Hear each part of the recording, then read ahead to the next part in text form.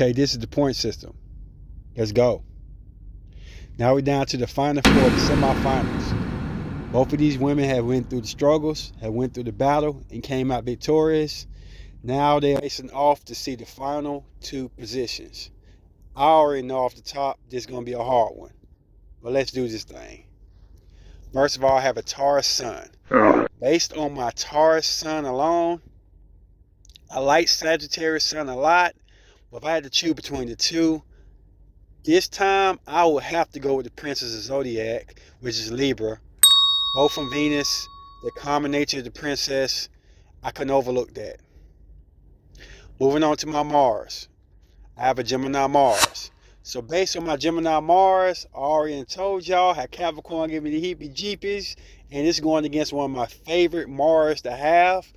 This Mars complements my Aries, Venus, and Gemini Mars. So I had to get this to Leo Mars. Give that to Mya also. Moving on to my Aries Venus. Now, I told you how it's a flip of the coin with the Libra and Venus. We either make it or we break it.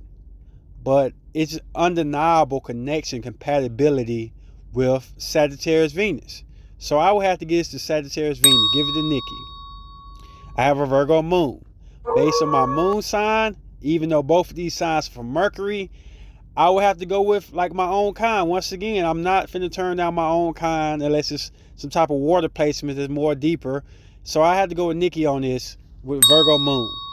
Last but not least, this could be the deciding factor. I have a Mercury in Aries. And based just on my Mercury, I love the depth of Scorpio. I love me some Mya, man. But y'all already know, I got to go with Sagittarius Mercury. Yeah, I know y'all was rooting for Mya, but I'm just saying, I have to keep it honest.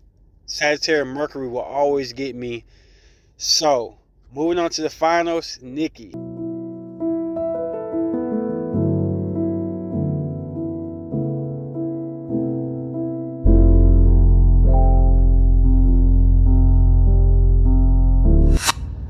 All right, second half of this semifinals. We got two heavy hitters, both coming from a hard challenge, but still made it to the top. So let's settle this thing. I have a Taurus sun.